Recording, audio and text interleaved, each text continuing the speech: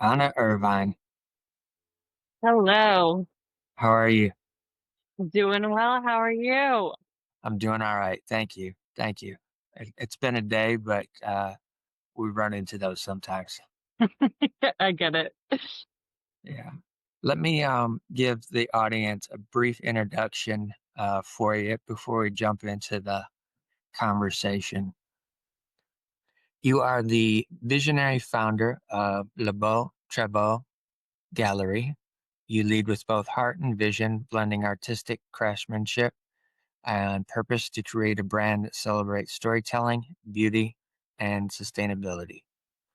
An artist inspired by myth, nature, and history, your work channels timeless legends and the majesty of the natural world, reflecting deep reverence for cultural narratives and environmental consciousness. A global perspective and cultural depth, being born in Bulgaria, shaped by South African landscapes and seasoned by life across the U.S. Your artistic expression is deeply rooted in a rich, multicultural journey. A creative shift from corporate finance to fine art. After nearly a decade in corporate finance, you courageously pivoted to purpose to pursue your lifelong passion, embodying the transformative power of creative purpose. You're a sustainability advocate through your art.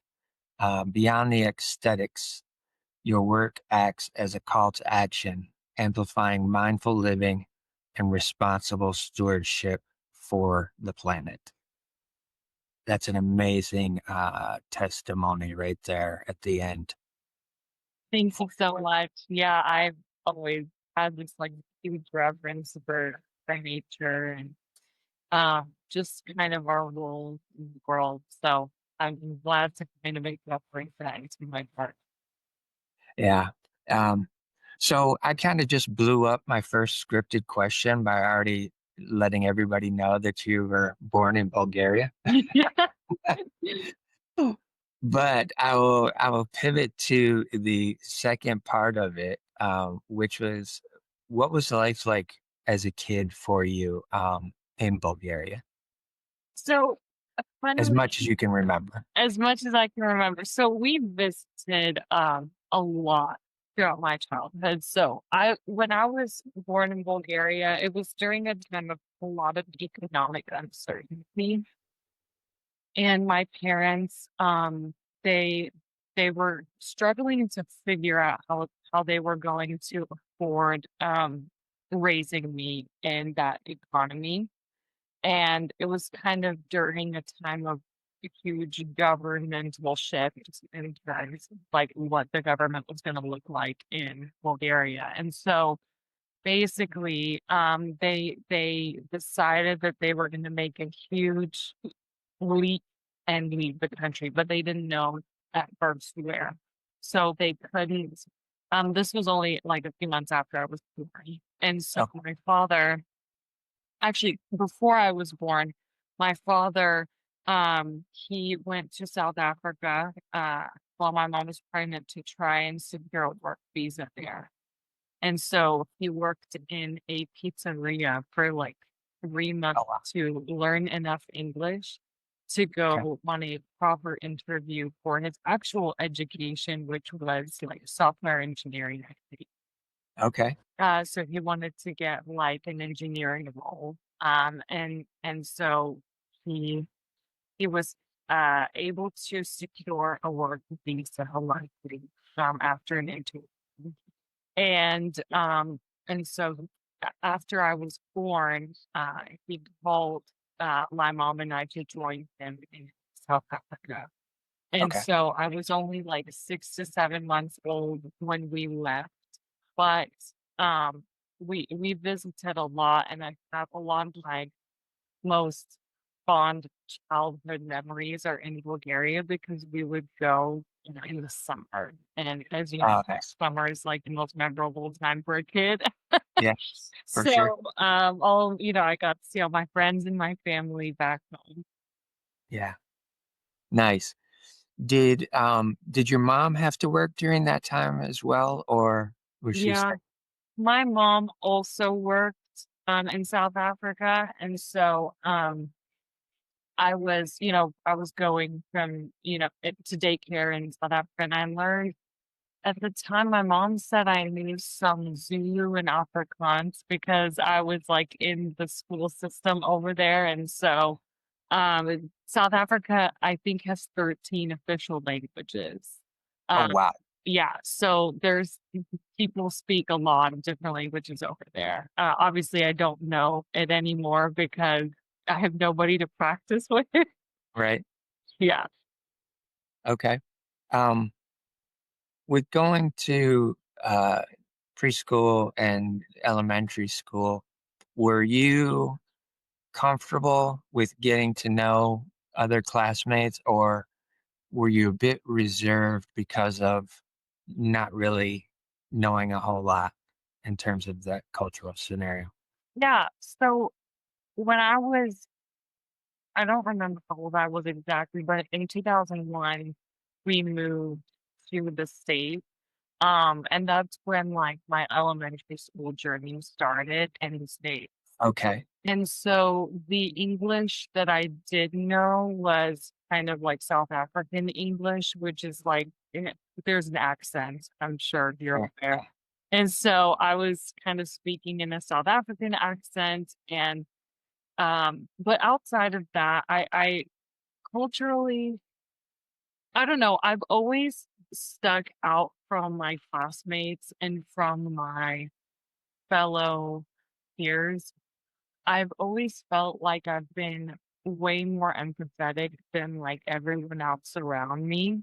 Yeah. And unfortunately, that led to like a lot of bullying and I was really easy to pick on.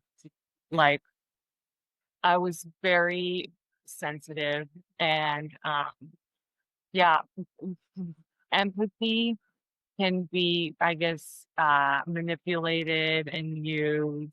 And I had to figure out as an adult that a lot of my most difficult situations in life have been a result of my like, you know, empathy being misused. So Sure.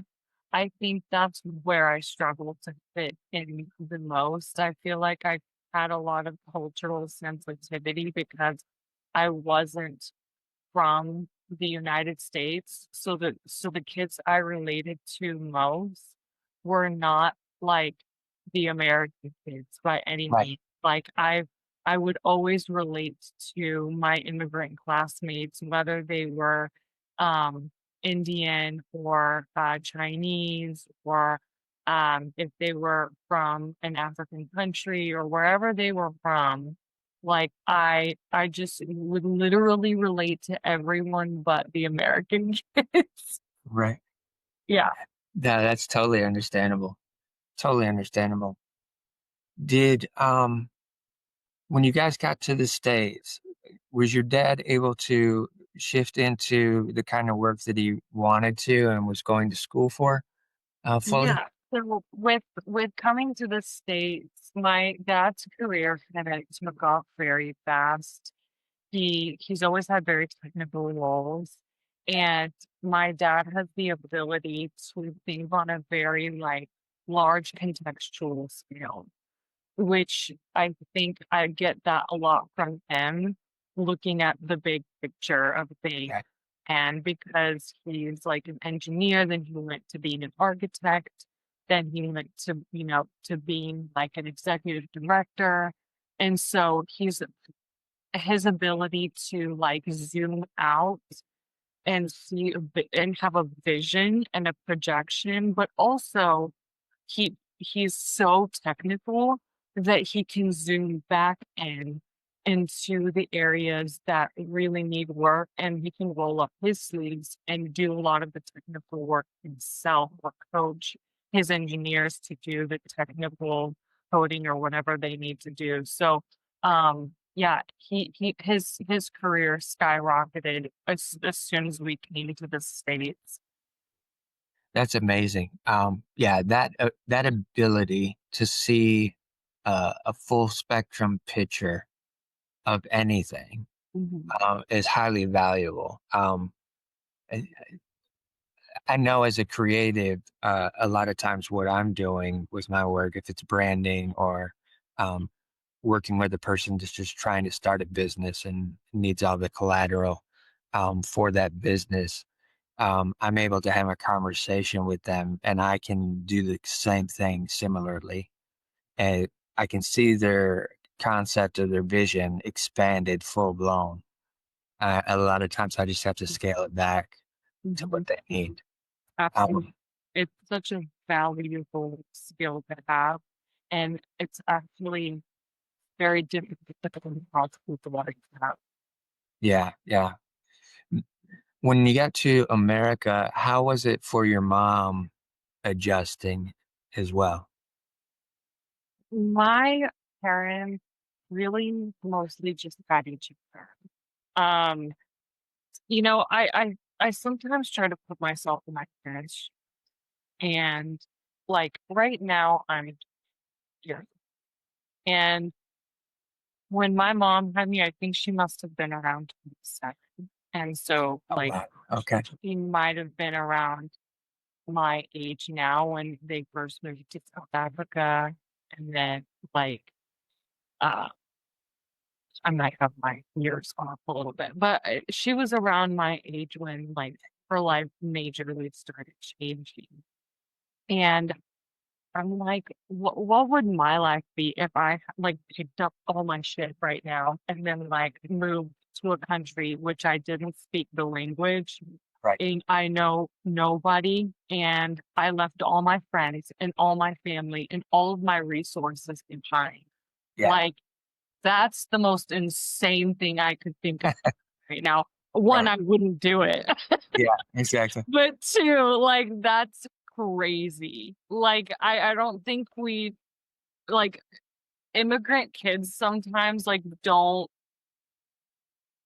fully comprehend what had to happen to, like, get them to where they are today, Yeah, and that's, like, the most insane thing I've heard. And so I my parents, both of them, had to almost, like, emotionally I imagine they had to emotionally pardon for sure. the way to become emotionally resilient. And, there's upsides and downsides to that, of course. But the more I become an adult, the more I understand it and the more I appreciate it. My mom is a very resilient person. She's Her and my dad are my heroes. And they adjusted well. They were able to embrace the culture, and I think it's hard. You have to toe a line between preserving your own culture and teaching your children the language, the culture, the customs, the traditions, making sure you're cooking cultural foods at home without being overbearing. And it's like I can't imagine, I guess, the pressure they put themselves under, and then the pressure they felt from family back at home to visit more often, or like, is Anna going to Bulgarian school? Like, is she?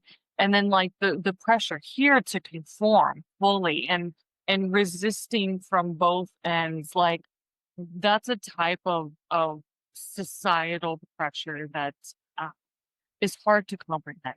Yeah. So For I think for the types of conditions that they were under, I personally think that they did the best they could do and they did a wonderful. yeah, yeah. So, did you have any siblings at all? Yes. So Okay. um when I was in elementary school, like around fifth grade, my brother was born. He's like 11 years younger or 10 and a half years younger. Okay. And so he's a funny little guy. He's a completely different child than I was, Uh-huh. and so much more rebellious. didn't listen to anybody, what anyone had to say. He's doing life exactly how he wants to do life. Yeah. He's that classic second child. Classic. Yeah, I basically like, you know, fought all the battles and he reaps all the rewards. Right. I'm kidding. No, he's a good kid, but he's definitely a lot sometimes. Oh, that's amazing. That's amazing. So before he's born, going to school, you said you were bullied quite a bit. Was there any point within probably maybe second, third, fourth grade where that may have shifted, or did that just still continue on from third, fourth? Yeah, I would say I remained very naive for a very long time. I've had friends like take advantage of me well into adulthood, and Okay. and so yeah, it's a lesson I'm still learning today, and I think I've gotten better, but I think I always just remained that kind of naively optimistic kid who always saw the best in people. Right, right. I think that plays into being a creative. Um, usually at that age, a lot of times we're not fully understanding that part of us. Um, many creatives that I've talked to, they have that sensitivity, they have that optimism. They see the world so differently that sometimes we're blind to the things that potentially can harm us. So there is that opportunity to get taken advantage of. Um, and unfortunately, we have to learn the hard way, which, that in and of itself is just part of the journey that sucks sometimes. Yeah, Um, it's so strange because I want to keep that like childlike playfulness and wonder in yeah, my life, but I would be irresponsible right. to allow certain things to happen again. And so it's I don't know. It's hard. It's hard, Rich. Like I don't know. I've had to, you know, recently I've gotten much better about cutting off toxic people in my life. Okay. Like only within the last like year or two. Okay. It's something I'm like learning actively that it's just a necessary thing I have to do if I feel like I'm being hurt more than anything. And so yeah, it's such a delicate balance. Like, you don't wanna harden your heart to where you become, like, a cynical person, and it's, like, so easy to swing in the other extreme. Yeah. Yeah. It is. Definitely is. It's a fine line that we have to navigate to be able to get through that. Did you have any inklings early on, or while you're experiencing this bullying, was there any creative things that became kind of like a safe space for you or an outlet? Yeah, I was always fascinated from, like, a child by anatomy. So, um, when my brother was actually being born in the hospital, I would, watch one of those like artists. And she was babysitting me, and she drew, like, a beautiful she was painting flowers, still like flowers, and also she was drawing ballerinas. Oh, wow. And she drew, like, this beautiful profile of a ballerina, and I was very, like, fascinated by the structure of the face and by the structure of the foot, and I just, like, couldn't I was like, "Oh my gosh, that came from your hands," and I immediately, like, demanded that she would teach me, and so yeah, that's kind of what I was immediately drawn to, and then that kind of became my solace and my comfort is just studying the human anatomy. And when other kids would like look at my drawings and things like that, they were like, "Oh wow, that's so good." And as a kid, I did appreciate that praise and that acknowledgement because I rarely received it from my classmates. Yeah. And so, like, finally being recognized for something, like, I wasn't as a kid, I wasn't super duper, like, good at academics or anything, but, Okay. just, like, being recognized for artistic talent is the first time, like, I kinda got on the a pat on the back for something at school because I was constantly falling behind in certain areas, and this is, like, the one thing I was good at. Right. Yeah. Yeah. I can totally relate. Yeah. Totally relate to that. Did you ever play any extracurricular sports or anything like that? Were you drawn to any of that? No, I wouldn't say I did, but I did figure skating classes, but they were like Sure. level, weren't any crazy. I didn't really do sports too much in middle school.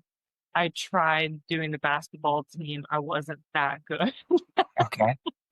In high school, I was drawn to playing an instrument though. Like I learned the guitar kind of by myself, and Nice. what I was okay at it. I think it was pretty good enough to like sing along to and stuff like Okay. that. But I my main love and passion was drawing. I loved to Got you. How about grandparents? Did you have any grandparents that were creative or have any creative outlets or veins of see. No, I would say my grandparents, I don't think had the luxury of okay, they're creative. But sure. my one of my grandmothers grew up in lived in pretty extreme poverty. And so like w- when people are focused that much on survival, I guess they don't really have that drive. She always loved fashion, but like I don't think she was able to explore that much. Right. My other grandparents, they they farm, they kind of spent their energy on that in a small town. Yeah. So not partic the one person in my family who kind of explored their creative side, I would say was my mom. She would Okay. paint these tables and she would Wow. like all of these stencils and use the stencils to made these beautiful, beautiful frogs. So that was the Right. first time in my family I've ever seen someone explore their creative side, but that wasn't a very significant part of anyone's life in my family until me. Okay. And then after me, my brother, like he's gonna be studying, like he's going to SMU this year to Okay. study the French. Like he's like a fully creative kid. Like that's what he's going to school for. And so it's like my mom and my dad, two engineers, two technical people who have spent their whole life focused on survival, now have two kids that are extraordinarily creative and who do like art basically for Right.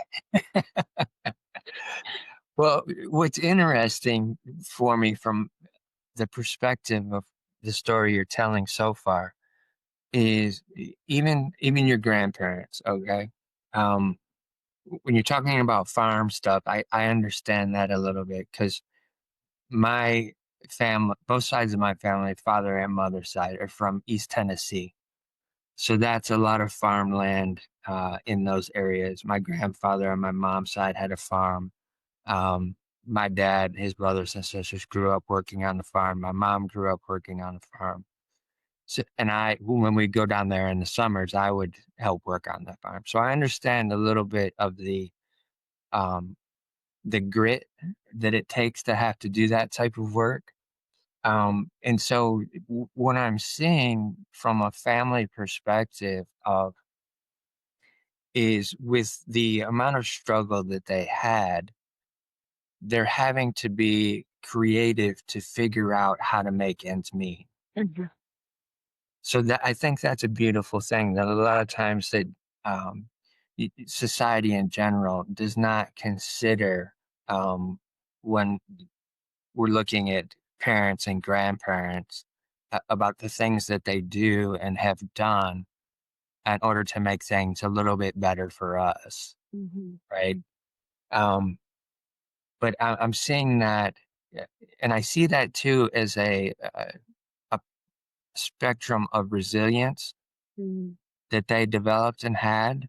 And I know that you have some of that in you just from listening to the podcast with Dwight and Maddox, Yeah. and we're going to get there shortly. Um, but I'm seeing that already that far back, the Mhm. grandparents that have that in them and had that in them. Oh, Uh, yeah. Oh, yeah, and now I'm thinking now that you're saying that, that's so true, like, my grandfather, on my dad's side, he built the generational home that that, like, is in Bulgaria that we go back to every few times, like, he designed and built the house, and so, I'm sure, of course, it's all fathers, but, like, eh, you know, that's I guess you're right, that's another way that he expressed creativity is just, like, designing the future of our family for generations to come. yep, exactly, exactly.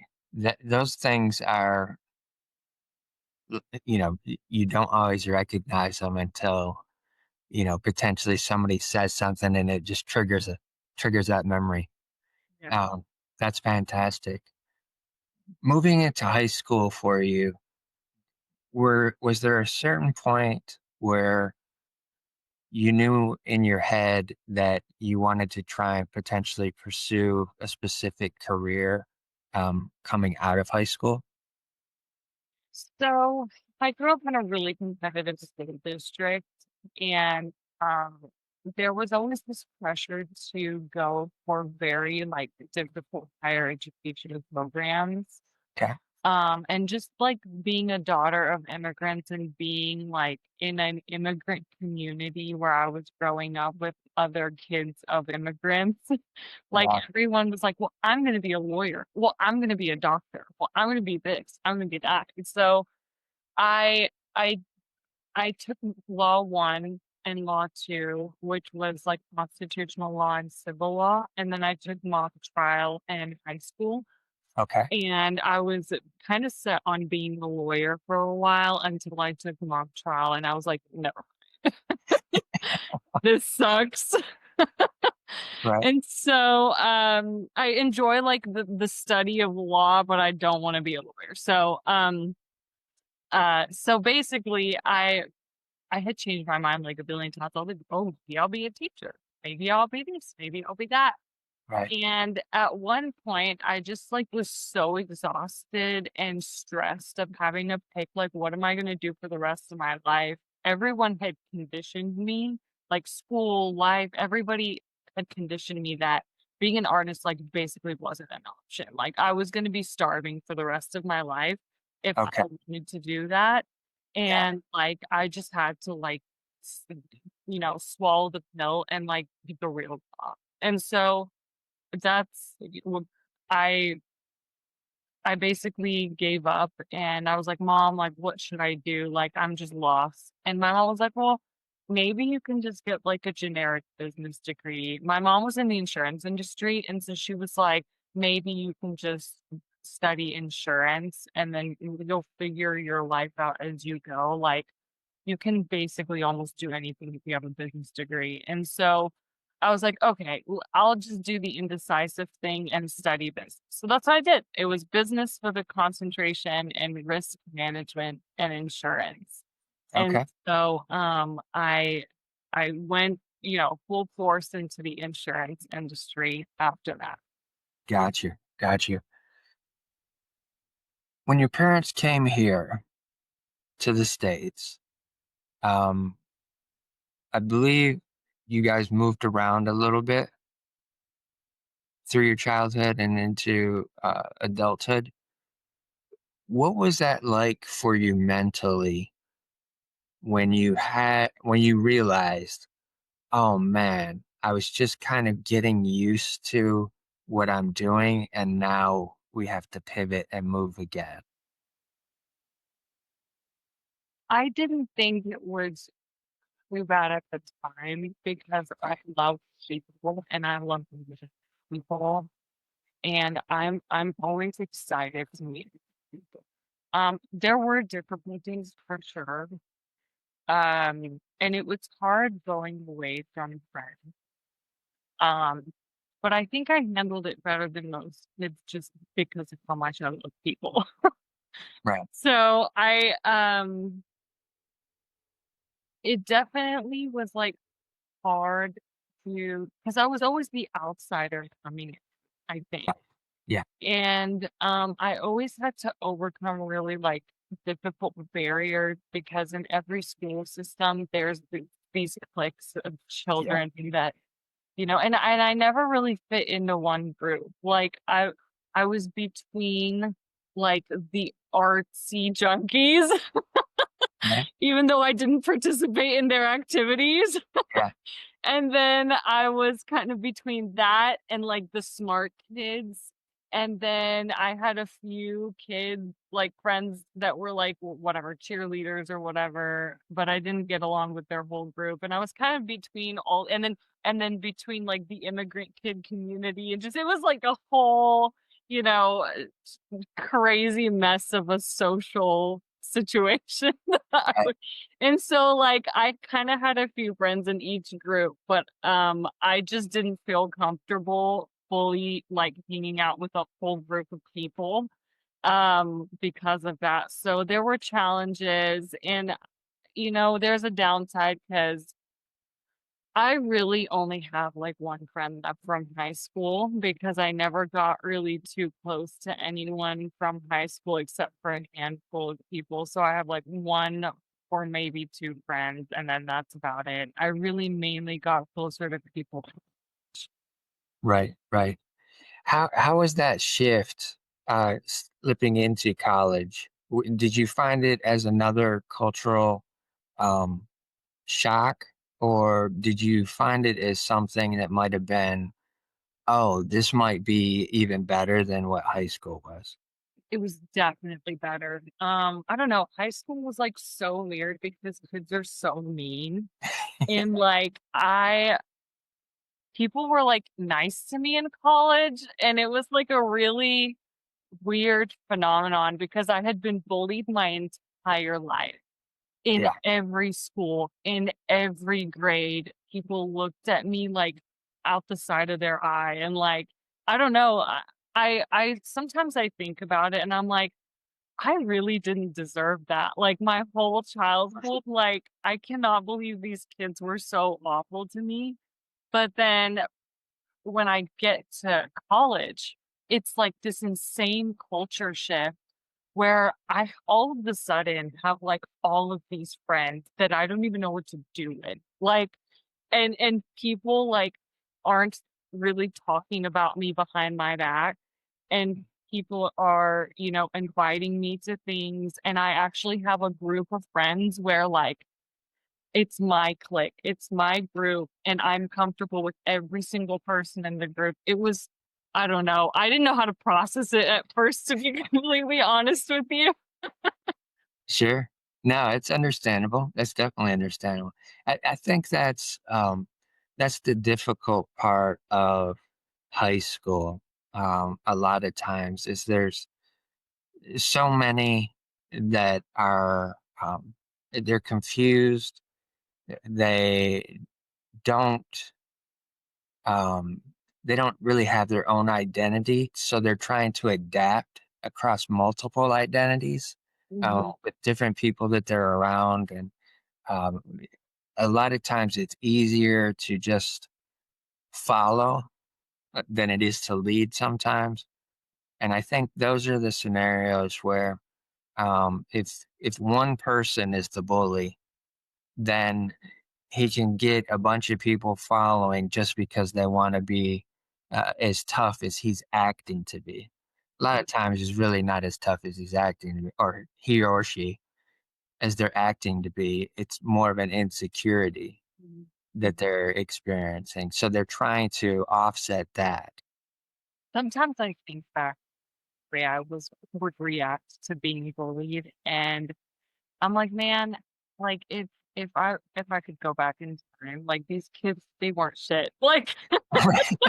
like all of these scenarios were so deeply unserious. Yeah. And like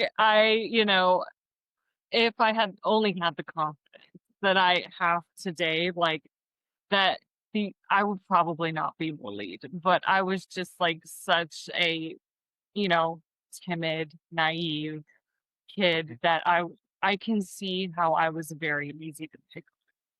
Yeah. But you were that highly sensitive kid. Mhm. You were experiencing everything at a different level of uh, perception and reception as well from most everybody else. So that eh, give yourself some grace in regards to that because you don't learn that until you get older. Mhm. And as you are learning that, looking back now, it's like, man, those kids, they really didn't have all going on that they thought they did, right? Yeah.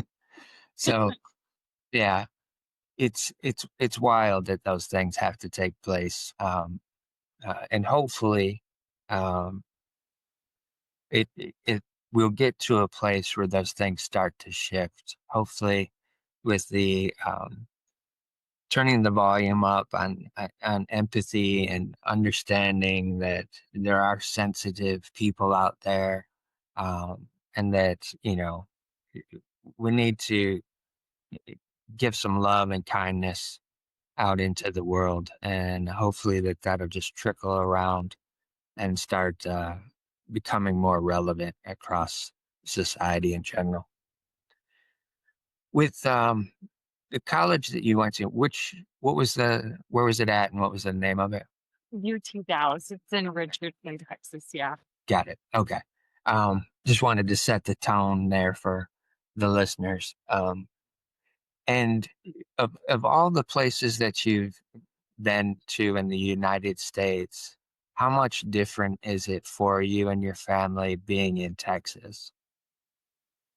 In Texas, I would say just I've been here the longest, so it feels the most like home, to be honest. Okay. So, um, we lived briefly in a bunch of different places, and I also liked living in the Bay Area when we were there in middle school, so I'm sure I could have found that place to be home as well. Yeah. But Texas feels the most, Right. specifically like the DFW area. Okay. Got it.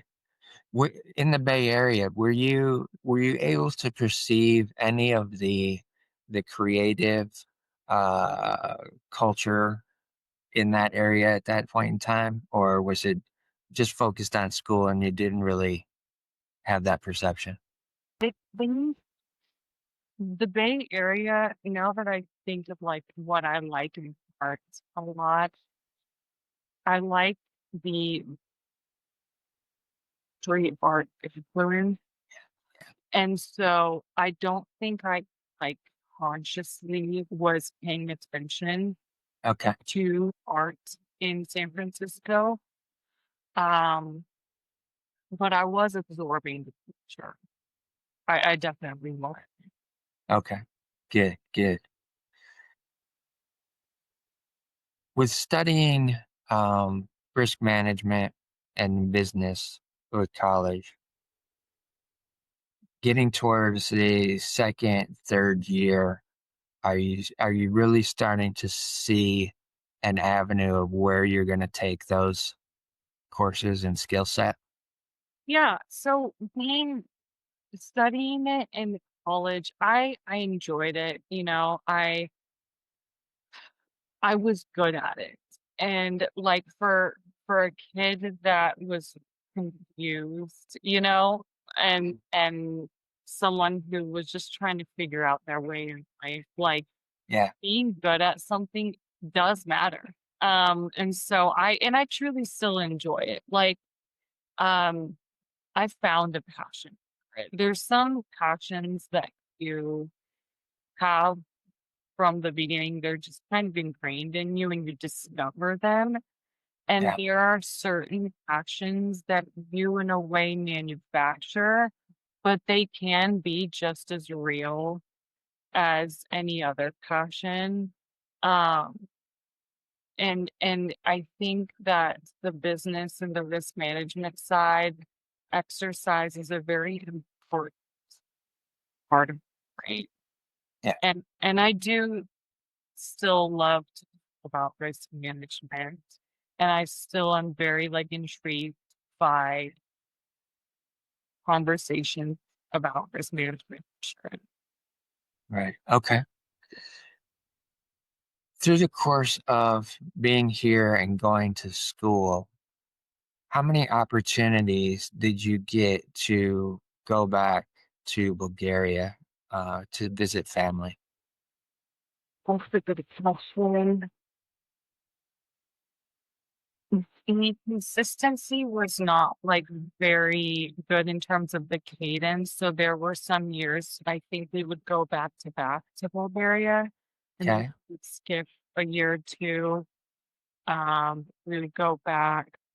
We were going back more regularly, I think, in the beginning. And then there were like during college, there was a period we didn't go for years, Okay. my opinion, but Yeah. and then we went back in kind of towards the end of my college uh career, and then I started going more regularly again. So I went um a few years ago, and then I went the next year, and it's been unfortunately 2 years since I've been. So I'm eagerly looking for the next opportunity to go. So in terms of the exact amount of times, I'm not quite sure. Okay. Yeah. When you did get to go back, were you able to see things differently, or was it a scenario that when you came here, you were so young that you didn't have a whole lot of memory about what it was like? Yeah, the life in Bulgaria has always been like I see it definitely with rose-colored glasses. Okay.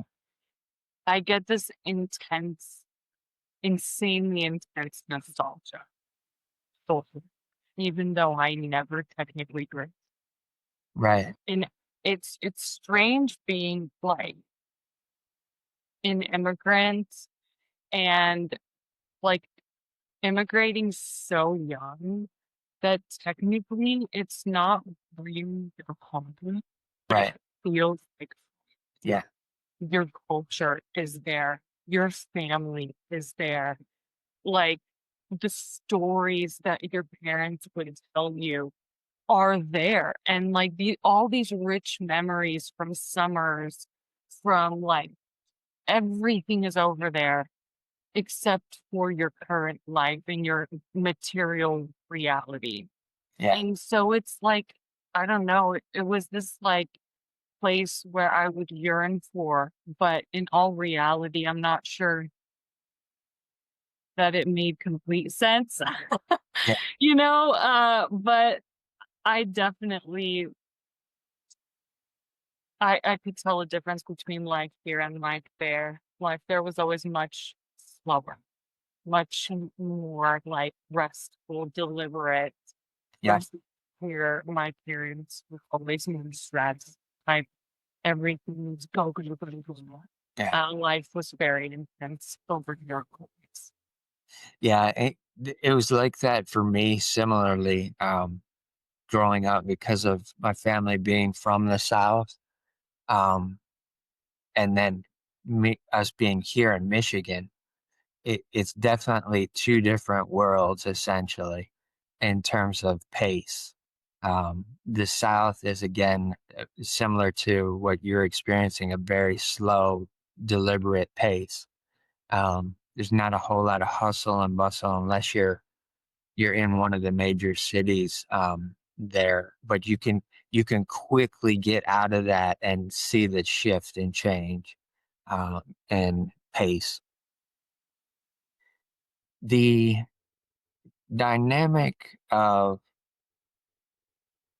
shifting out of college into work life, how did that transition go for you? That one was a little bit. Okay. Um, College is really fun, and so you're around your friends. You're constantly doing something new. You only have to be very attention on one thing for like a certain period of time.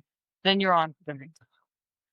And so going into full-time work, it's like, okay, now you have a 9 to 5 and you need to focus on this one thing for 8 hours, which for a creative mind can feel like torture. Oh yeah. It's like that's it was jarring. It honestly was jarring. And so what ended up happening was I would get in a job and I would feel like it was exciting.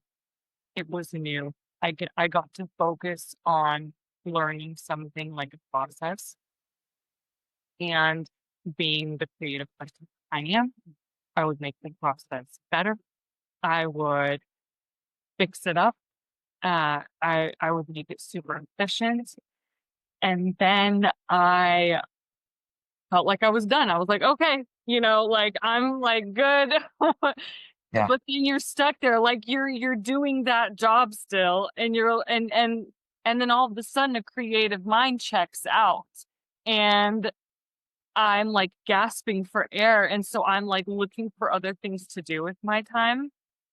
And at that point, I start like making suggestions for other improvements, or oh, can I get involved in this? Can I get involved in that? Like, and a lot of the times the answer was no, stay in your lane, do your own thing. Like, you don't have the authority to do this, to do that, and the other. And so I was like, oh my gosh, like, is this what corporate is? And so unfortunately, I found myself jumping, just basically jumping from one job to another, to another, Okay. to another. And so I would go from company to company, seeking out something exciting for my brain to fledge. Right. Right. And I got really frustrated with myself because I was like, why am I job hopping like this? Like, why can't I just stay in one place and be happy? And it's a part of the reason was because I wasn't doing anything creative. So I was seeking full emotional fulfillment from my job, Mm. from a corporate job, which is Yeah. the dumbest thing ever because I'm not going to receive emotional fulfillment from Yeah. a corporate job entirely. Like you can receive some of it from there, like feeling accomplished, but that is not good enough. Yeah. And so I burned myself out a lot doing that and feeling emotionally unfulfilled because I felt like I was basically a ball chain was tied to my shoes. And I was basically like this fiery passion I had for new ideas was constantly being extinguished. Yeah. So yeah, that was a jarring change.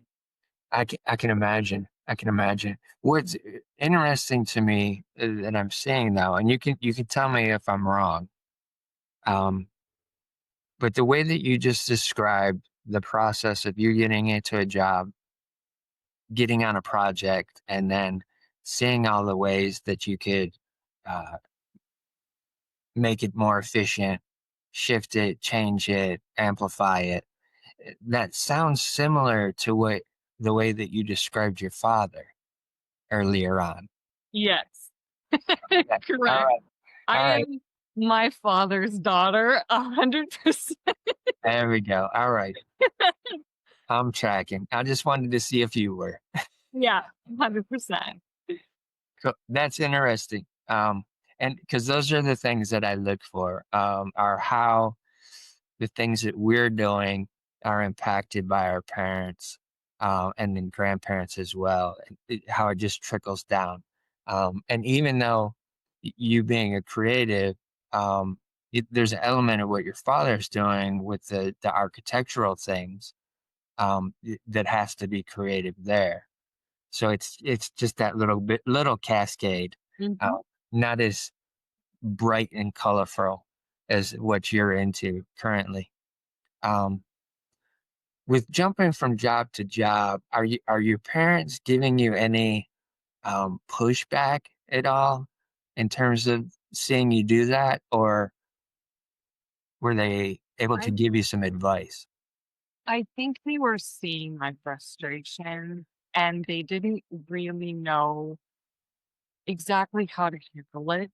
Sure. Um, they didn't give me any overt pushback. They were concerned, right? Yeah. But they were very delicate in the way that they showed it. I'm not sure they ever said it out right, but you can kind of tell that maybe they were like, they were worried. I think that I wasn't finding clients, and Sure. so yeah, my parents were trying to encourage me. They would definitely like help me when applying for new jobs, trying to find something I was passionate about, and um the height of their concern, though, really reached its peak when all of the sudden, like, whatever, 5 or whatever years into my corporate career, my mental, like, took a nosedive. And Okay. so that's probably more what they were. Sure. I could imagine. I could imagine. During these times, uh, college, shifting into work career, is there any scenario of where a relationship comes into play at any of those points? Yeah, I actually met my now husband in college. And Okay. so we like literally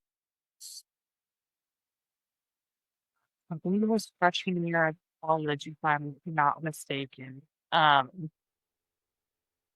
I'm kidding, but I'm not sure. Okay. Freshman year of college, 2016, I meet my now husband.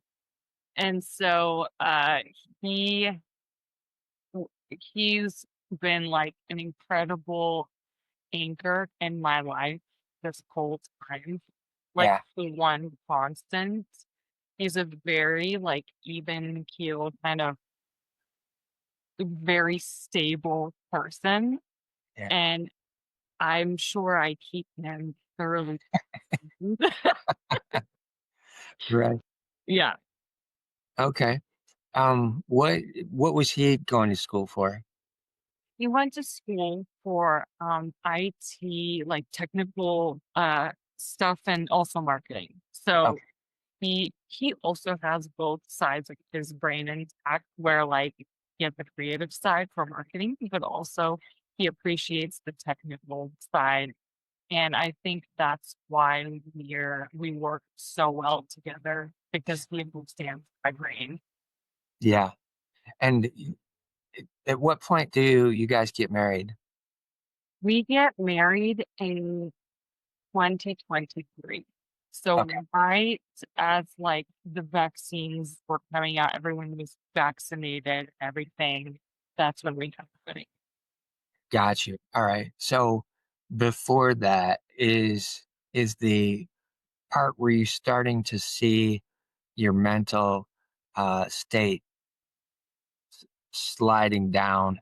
Is that prior to the pandemic and at work? So it was right after. So Yeah. basically I had a great job. I was working at Favorite Sky Wife. I did a great job. I Okay. had a great living situation. I was newly married. like I technically had like everything I wanted in life. I had basically accomplished, or everything I thought I, Sure. Yeah. and all of a sudden, um, when a creative mind gets complacent and bored and has nothing to challenge it, unfortunately, I learned that it turns on. Yeah. And so that's like right after I got married, a few months after that, all of a sudden, my brain is like coming up with awful intrusive thoughts, awful scenarios in my head. And it develops into like this serious case of this. Okay. Okay. So what happened and developed for you was an extreme sense of structuring things. Need to need things in certain places, need things to be sitting right. It was more so OCD, like, so obsessive compulsive disorder is when your brain, um, it's rooted in fear. So, Yeah. for instance, like your brain will think up like an awful scenario. Like everybody gets intrusive thoughts in their day. Yeah. And some of them are like awful and atrocious. And you're like, oh my God, I would never do that. That's like crazy. But like a normal person can quite easily dismiss those thoughts. Yeah. But somebody with OCD starts to ruminate on those thoughts. And they're like, oh my God, like, am I a bad person? Why would I think something like that? Oh my God, like that must mean that I want to do that. And that must mean that like it comes from like some sort of internal dark, deep desire of mine. And like it's all this fantastical thinking that starts to seep in through your brain.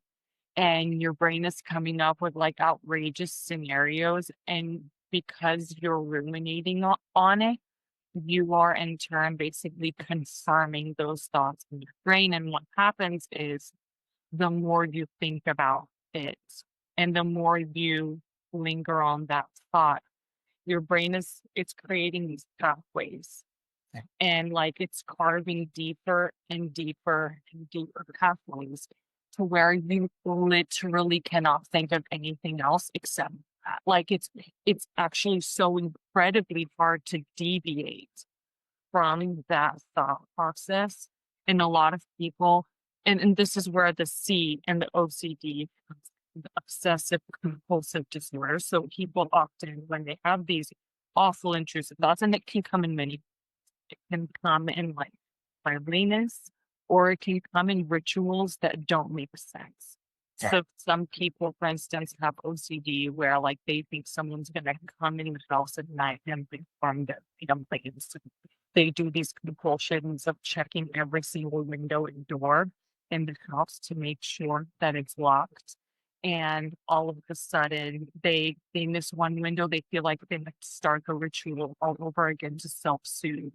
And so they do like just like outrageous things that don't make sense, or they hide all the knives in their house because they're afraid of what to do. And these are the compulsions that go along with the obsession.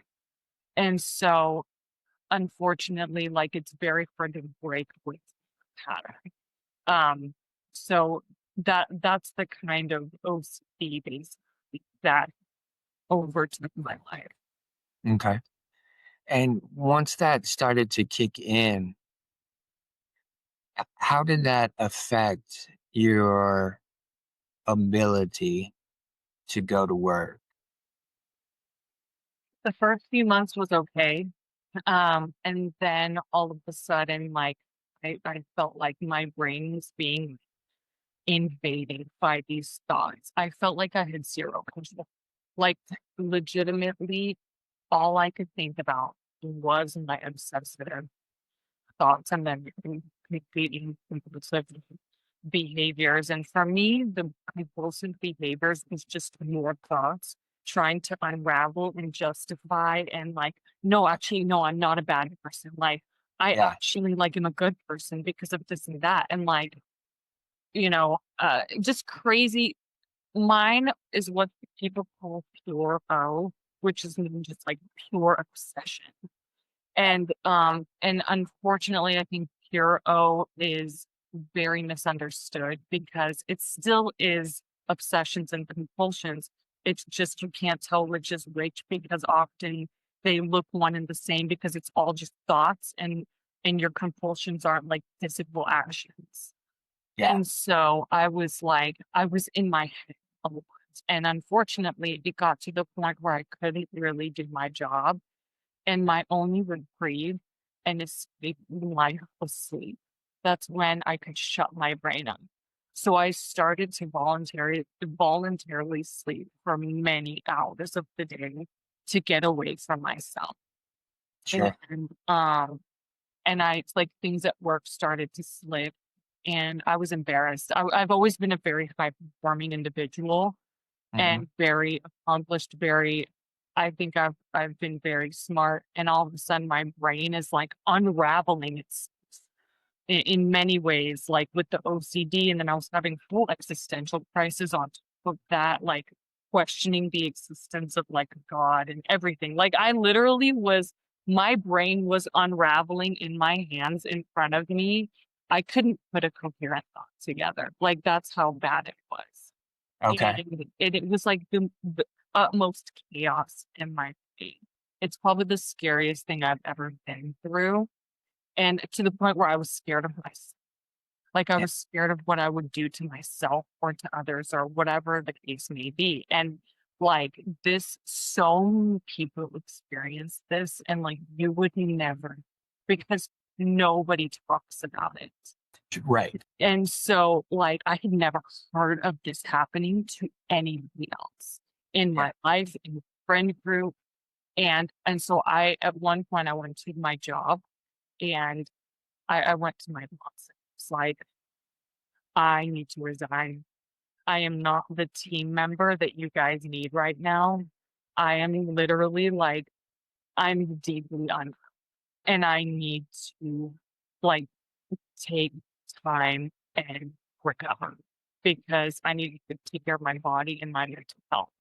And my supervisor at the time, she could see my decline. It was, I think, to her, not to other people on my team. I was very good at hiding it, but Yeah. to her, she knew. She was like, yeah, this is probably the best decision you could make.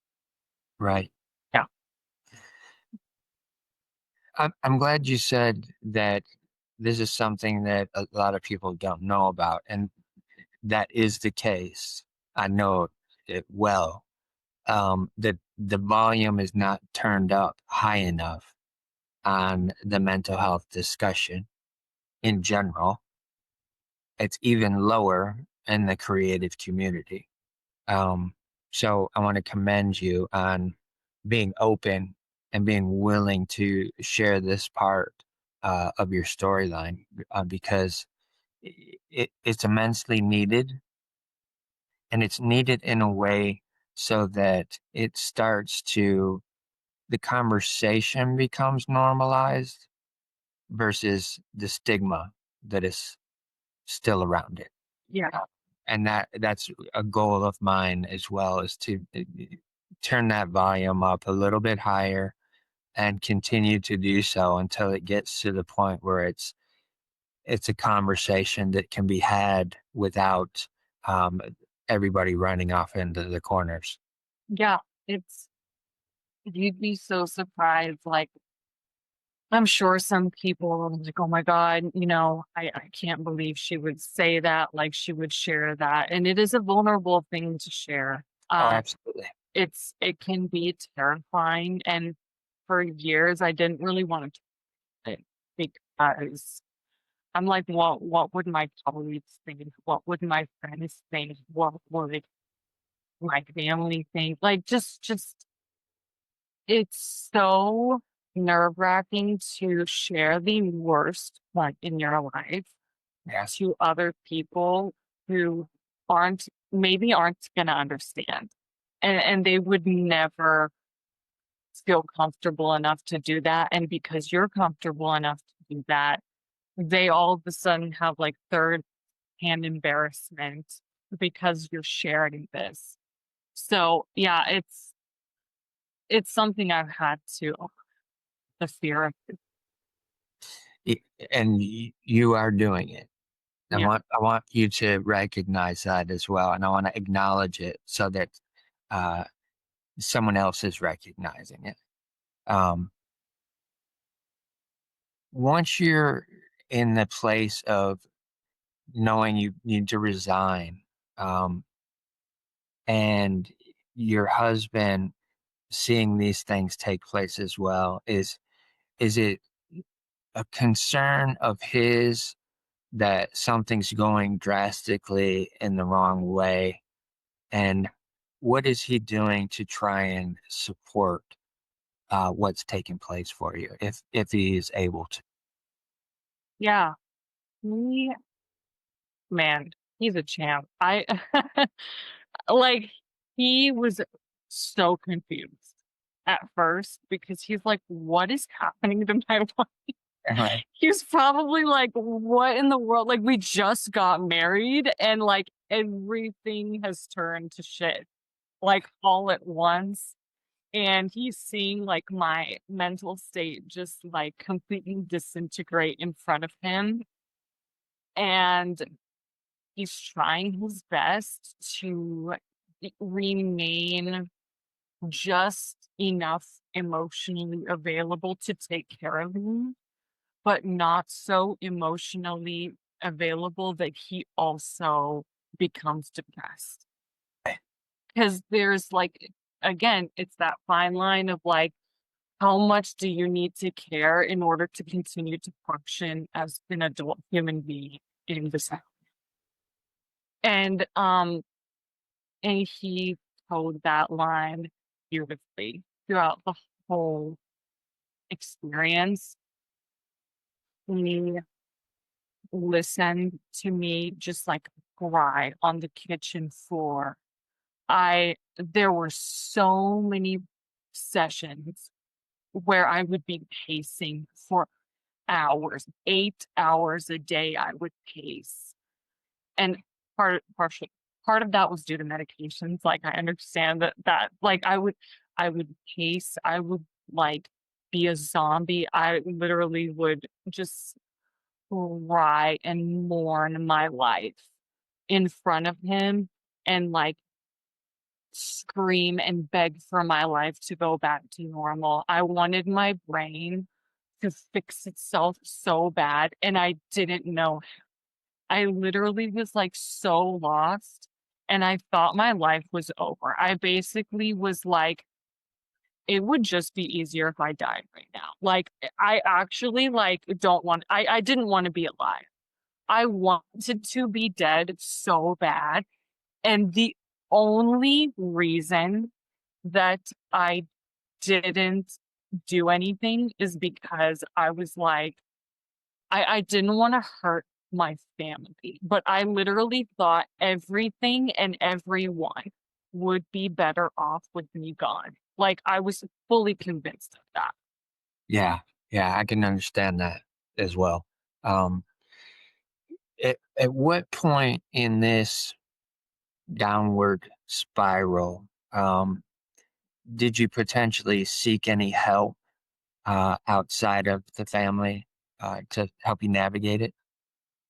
Um, at first, I went to a therapist, like in the very, very beginning. That experience, I went to a therapist in training and I didn't know she was in training. That was Wow. awful. The person who wasn't being supervised adequately, and Oh, she unfortunately caused more trauma. And I swore off like going to a therapist, which is awful. I wish I didn't do that. I didn't know better at the time. I right. didn't know that she was not qualified to be giving the advice. She basically told me, "You're not traumatized. what you've experienced in life is very normal. Like, she basically invalidated everything I had ever been through.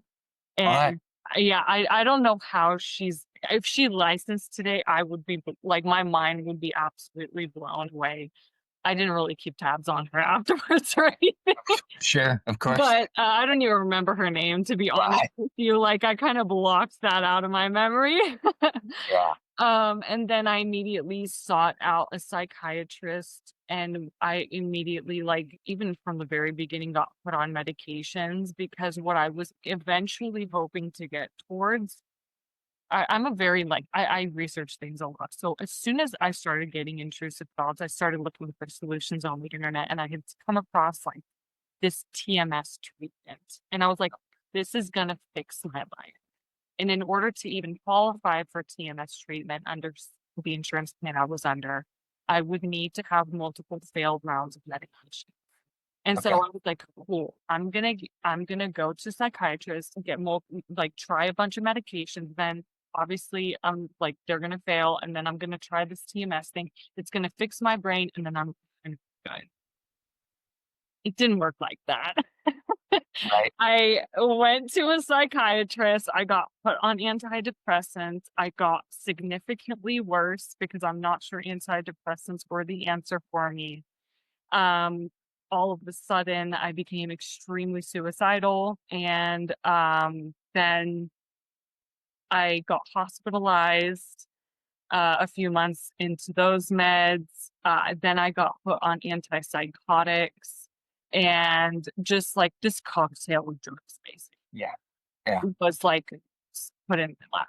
And um, and then all of a sudden, like I eventually end up trying TMS. Obviously, it didn't fix my brain because there's not one solution. I don't think that is like a brain fixer.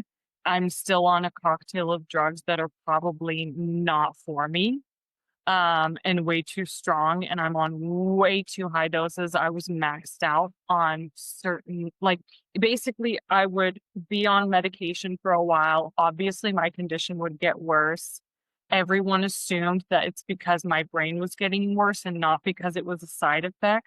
Then they would put me on higher doses of the medication. It was this vicious cycle of like Yeah. me getting worse. And eventually I was like maxed out. Like I was in fact on a higher dose of the antipsychotics than even the company selling the antipsychotics recommended.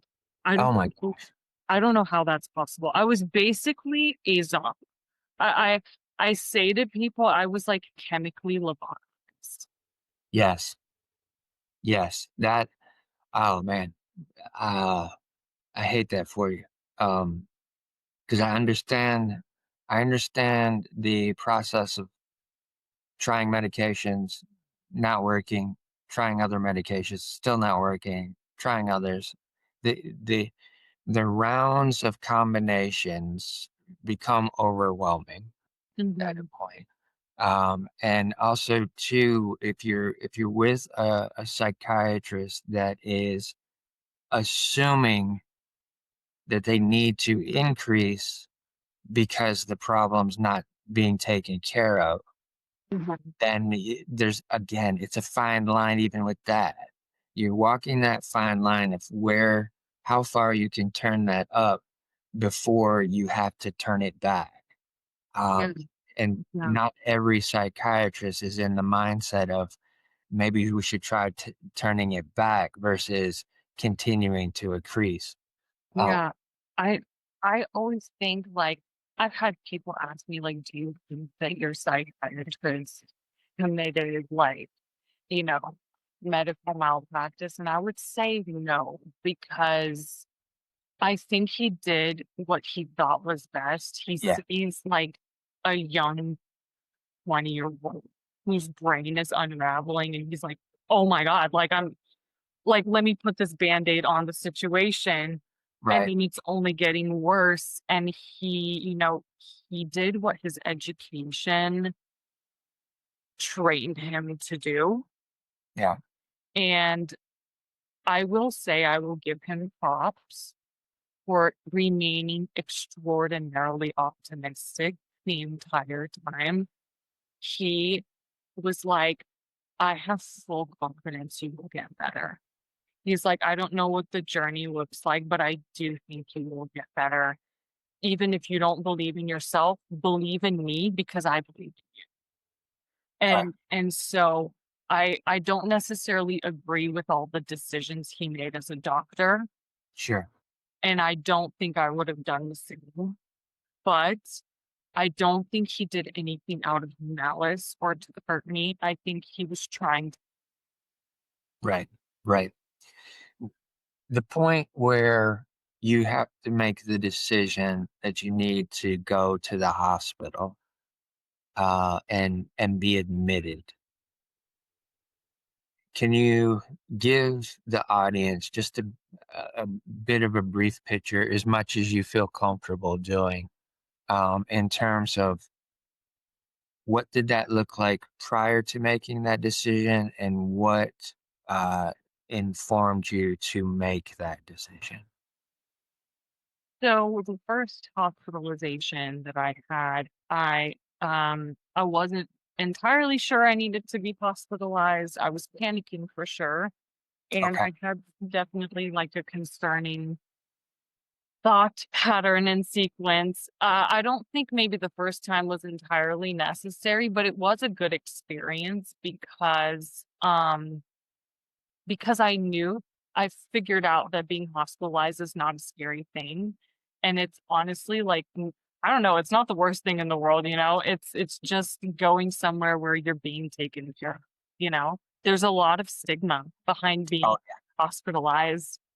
And then when you're like in the hospital with other people just seeking mental health refuge, you're like, everyone in here is a normal person.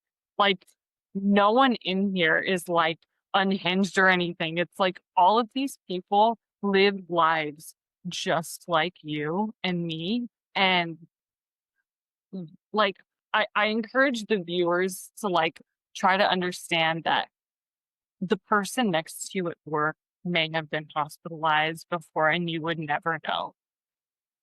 Like, most of my colleagues and most of my friends don't know that I've dealt with what I've dealt with, and they have no idea that I've been hospitalized twice.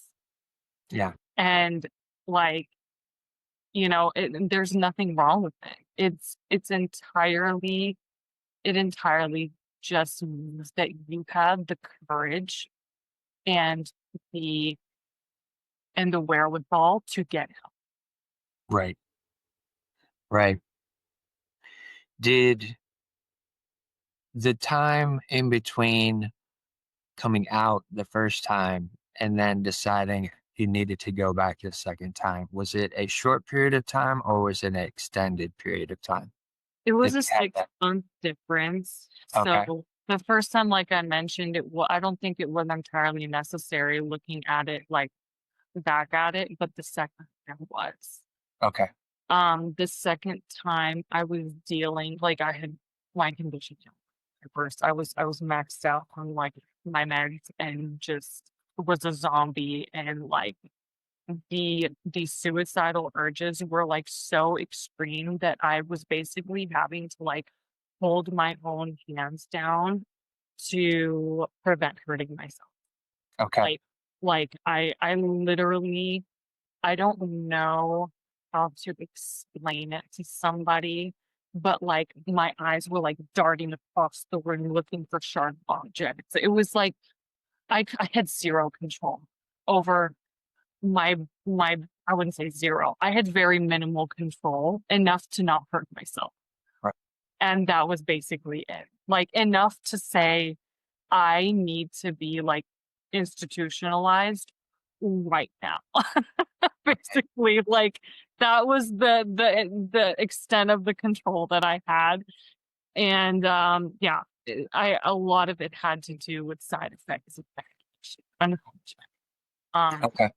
Yeah. So I think that and I'll let you know later like how I came to that conclusion. Right. Right. At that point in time, did once you get hospitalized, did your The psychiatrist that you're seeing outside of the hospital, did he have any say so in terms of the treatment that you experienced while you were in the hospital? No, in the hospital, there is a separate psychiatrist, and they look at the meds that, like, your normal psychiatrist, like, you know, prescribes to you, and so it's not like they would do anything, like, crazy, different than that, and I behaved normally throughout my entire, like, hospital stay, and so they weren't really inclined to change anything. I think for patients who have outbursts maybe, or, like, are a danger to themselves or others, they do change things up, but if you're not, there's no really reason to either increase or decrease dosage. Okay.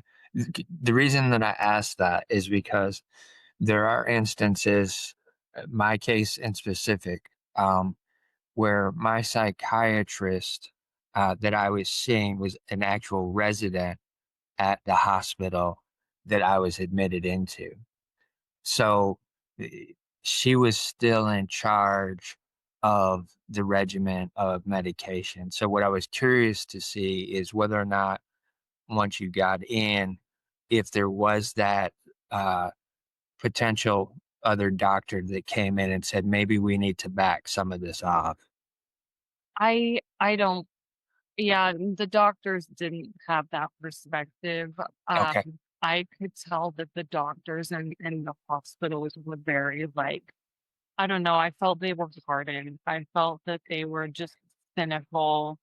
They see so many patients in a day. They're kind of just, like, going through the motions. They're like, "All right, you know, do you feel good? Do you feel okay? Do you feel like hurting yourself?"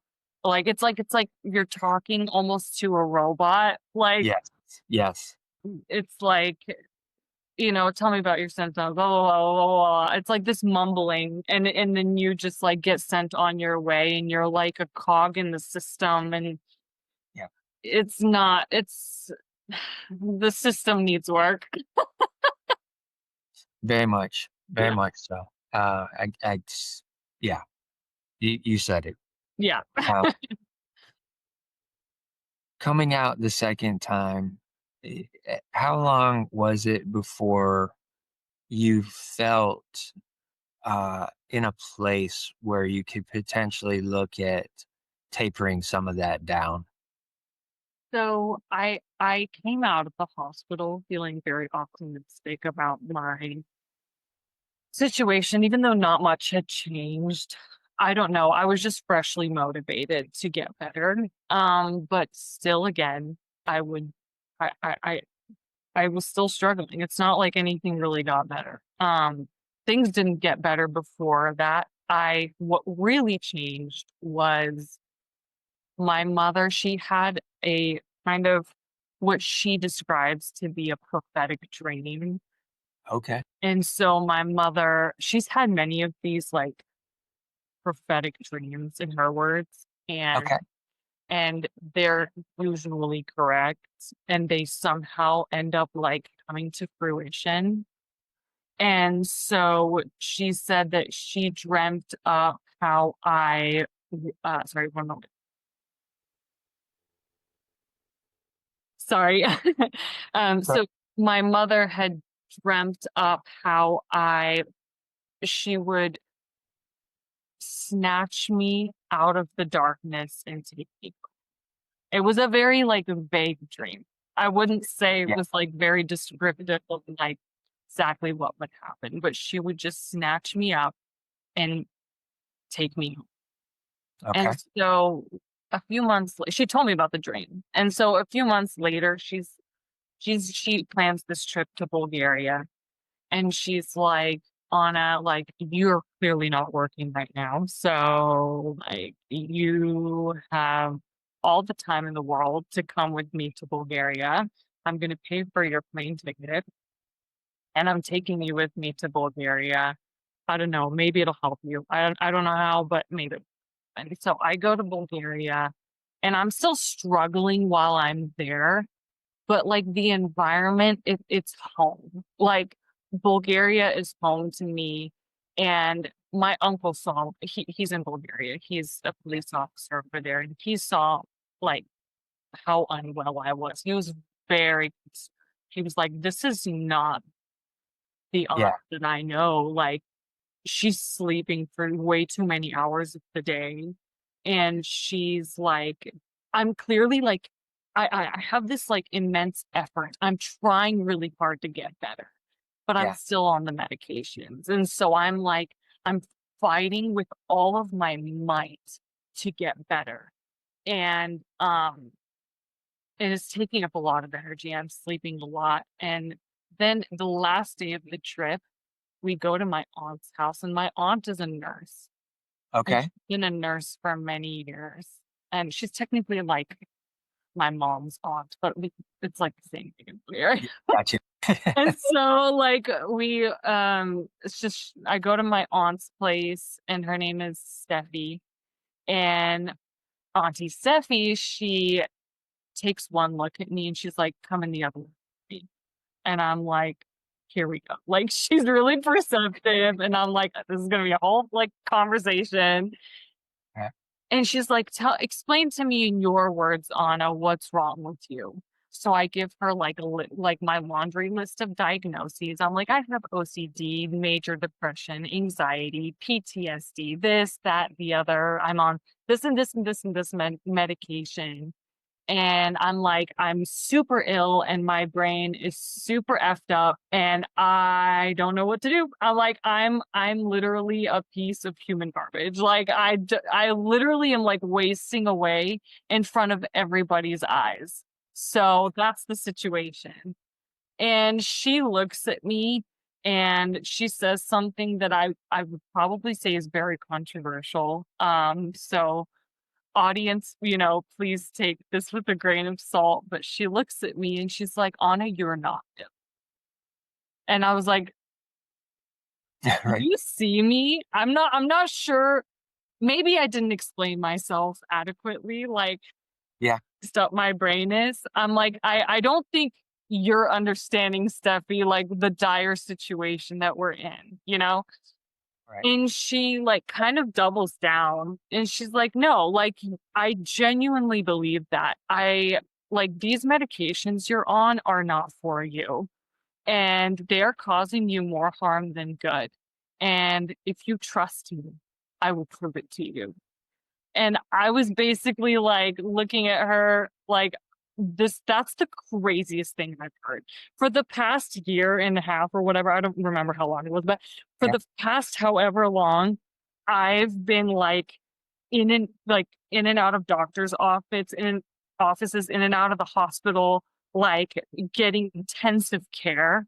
And you're gonna tell me that I'm not ill and that like I don't need to be on these meds. I'm like, "You're insane." Like, I didn't believe her. And so, basically, I was like, whatever. At this point, I felt like I was going insane because I was trying the same things over and over again, and it wasn't helping. And Yeah. so I was like, well, I guess like this is my last resort. And so she's like, "You're going to go back to the States, and you're going to tell your psychiatrist that regardless if you have his approval or not, you are starting the deprescription process. And he's either going to support you or he's not. Like, and that's just the way that it's going to be." And so I had started the process a little bit in Bulgaria, but mainly continued it in the US. And I did exactly what she told me to do. Okay. And from that point, like, I was still struggling the first few weeks as I was being deprescribed. And but there were some small shifts that kind of gave me hope. But right as I was getting hope, this like gnarly detox process began. Oh yeah. And because I was on such extreme doses every night for multiple weeks in a row, I shook violently. I was sweating. My clothes were drenched, Yeah. like as if I had jumped into a pool. And one of the nights, the shaking got so violent and so bad. I literally like and also while you're in such intense physical pain and agony, like I literally don't think I've ever been in more pain in my entire life. For sure. Like I would not wish what I went through on anybody. Yeah. And like so I'm shaking violently, and my husband gets so scared because he thinks I'm like gonna die or something. And so I don't know what he thinks actually. I don't want to say that. I just he doesn't know what to think. Yeah, he does. So he's like frantically drives me to my parents' place because at this point, we live 20 minutes away from my parents, and he's like, he hands me off to them, and he's like, "Oh my God, do you see what's happening?" Like, and so my mom, she takes me to the bedroom and she like lies down with me and just holds me as I'm violently shaking. Like it looks like I'm having like a violent seizure. Yeah. And she just holds me, she babies me, she changes out my clothes every 15 minutes for multiple hours in a row. So I wouldn't be just in like soaking wet clothes. And while I'm shaking, by the way, I'm like super hot and super cold at the same time.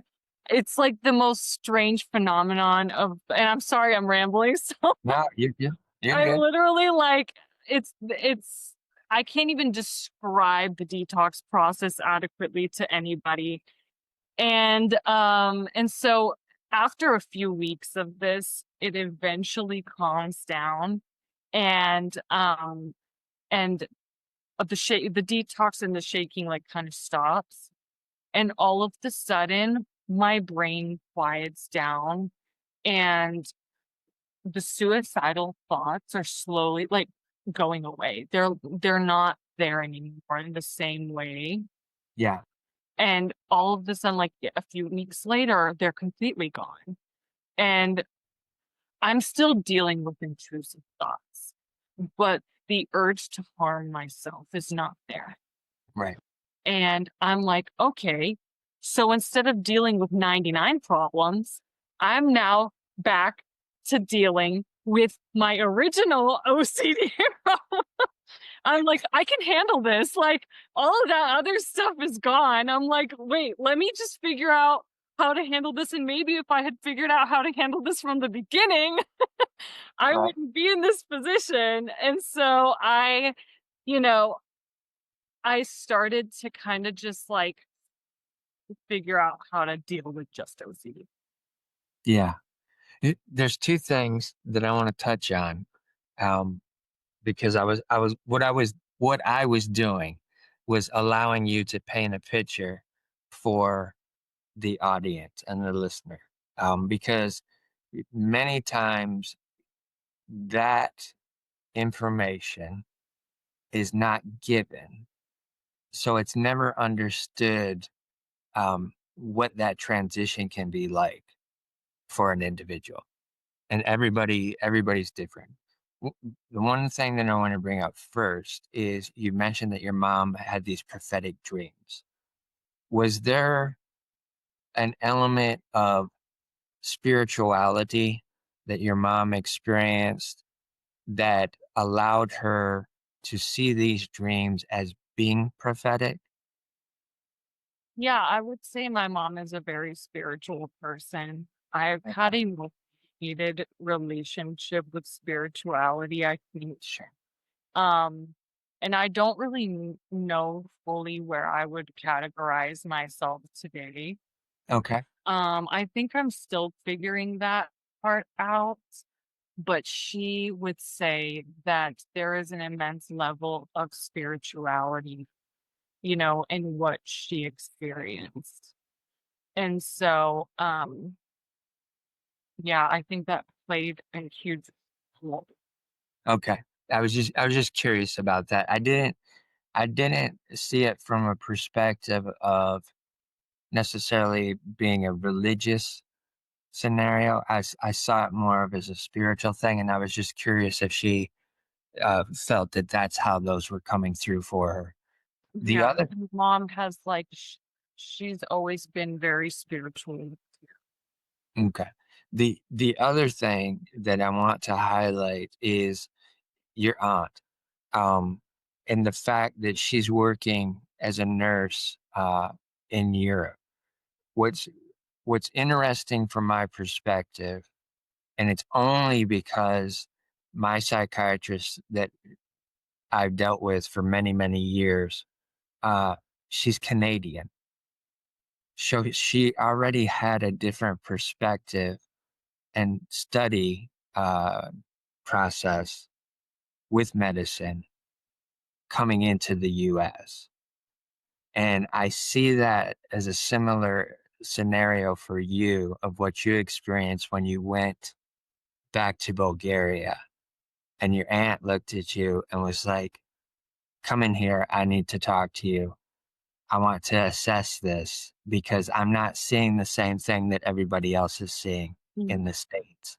Yeah. And I think that if you can put that as um, a a God wink, if you will, that you had that in your life at that point in time, I think that it'll help you to understand maybe some of those things of spirituality that you're trying to figure out. Um, but that's how I'm seeing it is Mhm. one of those types of scenarios. And there's of course we know there's multiple names for God that people use. That was just the easiest Yeah. word for me to throw in Right. the play. Um, when you get back and you start feeling some of this relief take place after the immense agony of the withdrawal process, what is the sparkles of light that you're starting to see that are changing your perspective of what you might want to do moving forward? Yeah. So with coming back and kind of going through that process, but then starting to recover a little bit. Um, because I wasn't on all these meds, I had way more energy. And because I wasn't trying to spend so much of the day not hurting myself, I actually had the energy at that point to address my OCD. And I started working on developing habits to divert my thoughts away from my obsessions. Okay. So I would kind of let my thoughts flow over me and they would happen. And there's nothing I can do to stop my obsessive thoughts. I kind of just have to exist alongside of them. I just have to like basically radically accept that they are there and not put an emotional valuation on those thoughts.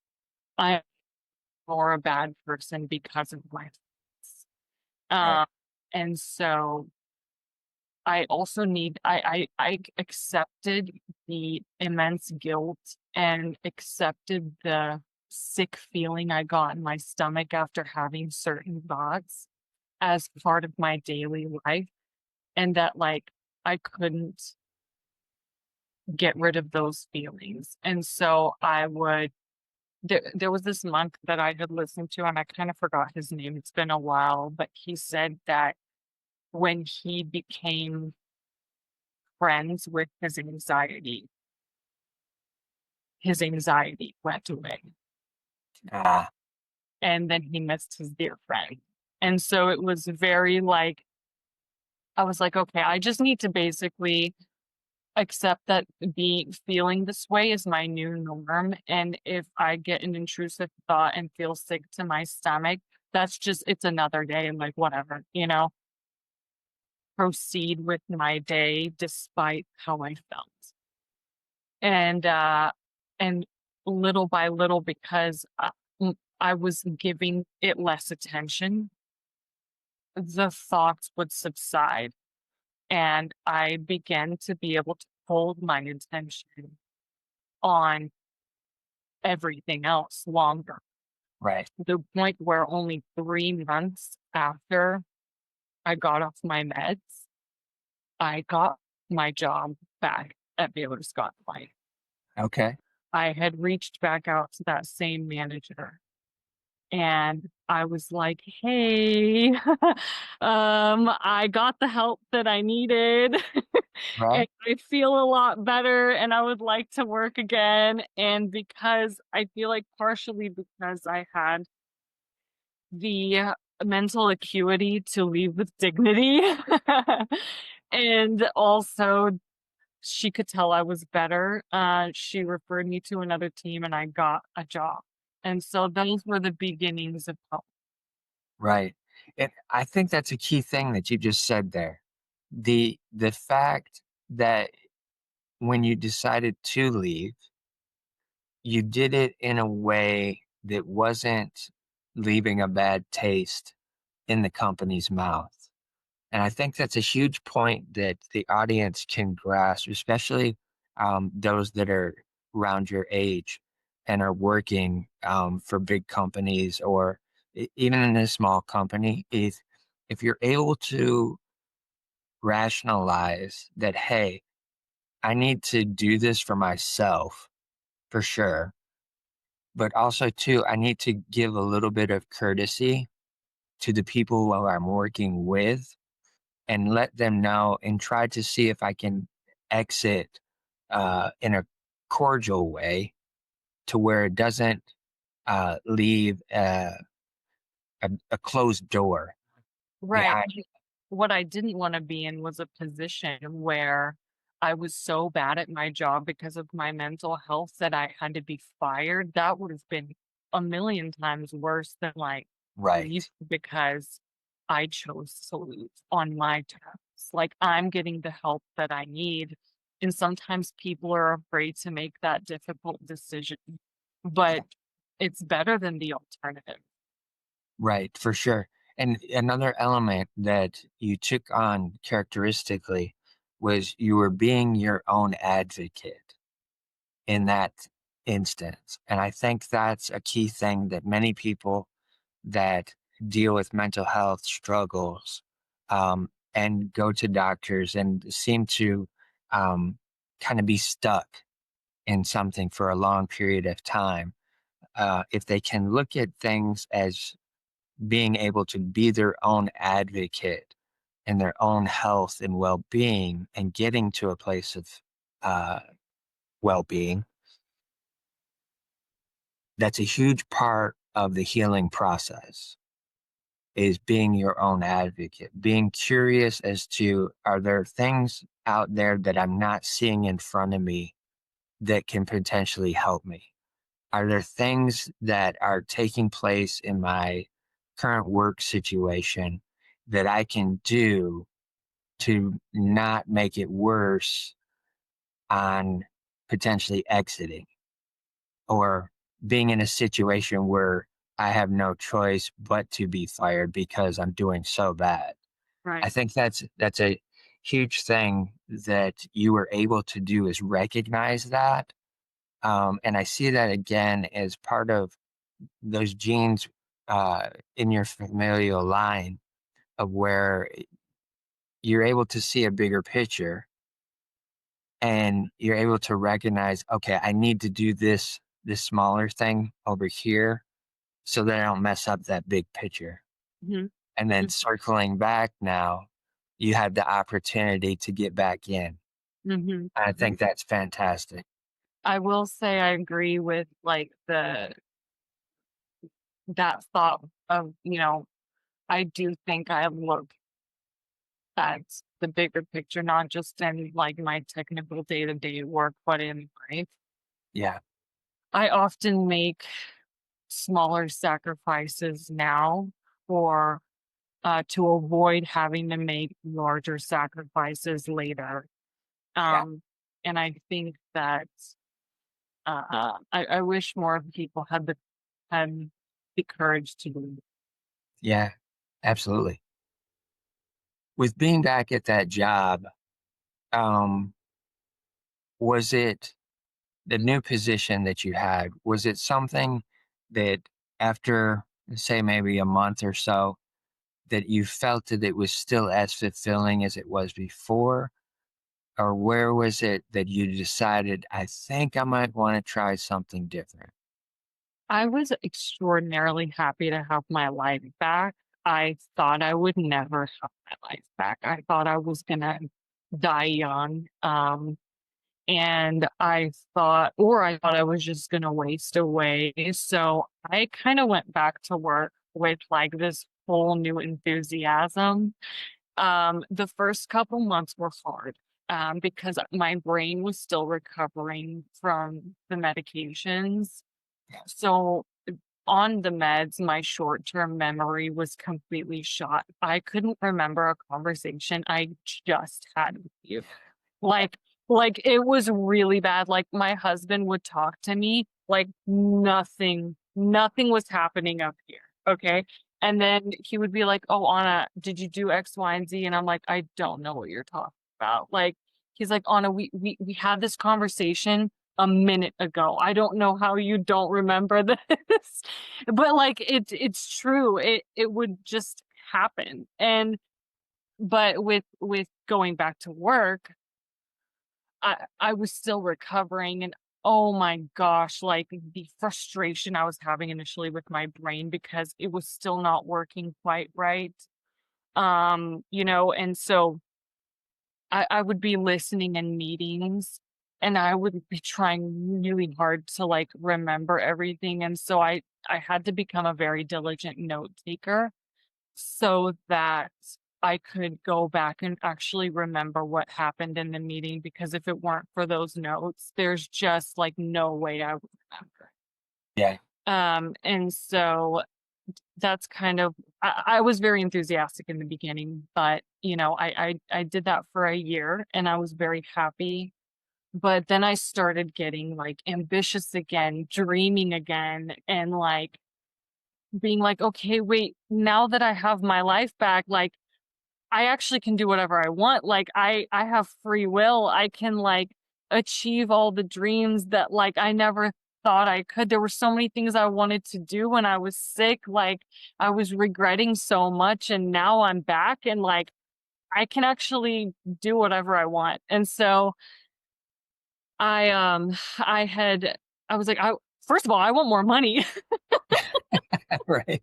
And so I like, I went and I got a position that paid over twice what I Oh, was wow. making at Baylor Scott and White. Like, and so my salary jumped like so much. Yeah. And but I was working like 80 plus hours. And Oh, wow. it's like, wait, this also sucks. I was like, I don't want to do that. Like I was like, "Wait a second. So I like the money, but I don't like, basically, being chained to my desk all day." Yeah. And so I was like, "Okay, we've gotta figure something out." I was like, let me just quit corporate for a little bit. I'm gonna quit corporate. I'm gonna figure myself out." So I was like, "Okay." I quit corporate and I was like, "Maybe I start a business." So I didn't know what that business was gonna look like right away. And I decided to, start showing up to artsy gallery events Okay. and get to know people. And I did. I got to know artists, I got to know gallerists. And I was like, "Oh, I kinda want a gallery. That sounds cool, but I have no idea how that would happen. I wanna be like an art dealer." I guess that's the first step is being a representative of artists, which means I have to meet artists. And so, I obviously wanna also be an artist myself. And so eventually I'm, hanging out with my friend at Tower Club Dallas. And she has me up there for a photo shoot because I'm, like, modeling some rings for her because she's a jeweler, Nice. a jewelry designer, and so she has her own company, and she's also an entrepreneur, and she's chatting with someone on the leadership team at Tower Club Dallas, and that person, out of the blue, is like, "God, I really, really wish that we had a gallery." And me being like the delusional person that I am, I swear this is how it happened, okay? So I'm sitting here, she's talking to this person, and on my left they're whispering, mumbling, and as soon as he says that, I like turn around and I'm like, "Hi, I'm Anna. I would love to have a meeting about that with you on Monday. I can totally make that happen." And he was like, okay, I mean, I guess, like, what am I gonna say? What is he gonna say? No? He just said he wants a gallery on the Right. halls of the Tower Club, and I just said that I can make that happen. And so, I mean, what's the worst he could say? No? Well, Right. he said yes, and we had a meeting on Monday, and things just like unraveled. I mean, not unraveled, but like came together really fast. And all of a sudden, like within a few weeks, I'm an exhibition at the Tower Club. And it was like such an insane story. That's amazing. Yeah. That's amazing.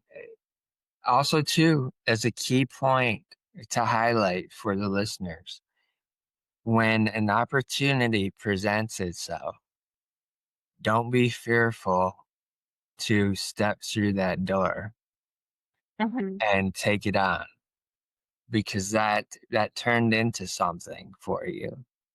And how did that flourish after that meeting? Yeah, that I basically was like, I had a few friends who were artists who helped me put that exhibition. That first exhibition was a combined effort. That was definitely like not all my doing. My artists gave me incredible feedback, you know, in that at first exhibition, because of my mistakes, was not perfect. Like, Sure, I was not entirely organized.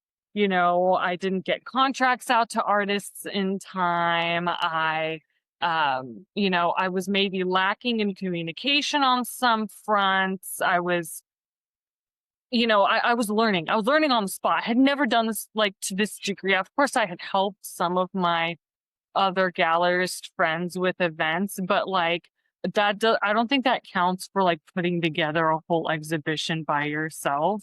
sure. Like that's the first time I had done it basically like I had been the main producer. And so it was like such a huge shift in responsibility. And there were certain things I did right and certain things I didn't, and I got amazing feedback from my artists, and they coached me, and they taught me like what they didn't like and what they did like. And so that's how that event kind of came together. It was maybe not perfect, and but I think that I wouldn't change anything because that's how you learn. You learn by doing, you learn by being imperfect. Like I would have rather done something and done it imperfectly and then gotten better, because now I'm creating all these opportunities for artists rather than being like overcome by shame and guilt that I messed it up in the first place.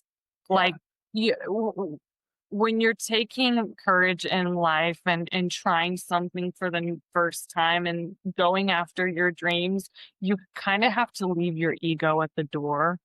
And you need to understand that you're human and there needs to be this ability to forgive yourself. And I 100% sometimes lay awake at night. I'm like, oh, that was like so bad. Not because the show was bad. My lack of organization and lack of communication was so bad. And I'm like, sometimes I beat myself up for it, sure. but I'm like, it's being human, man.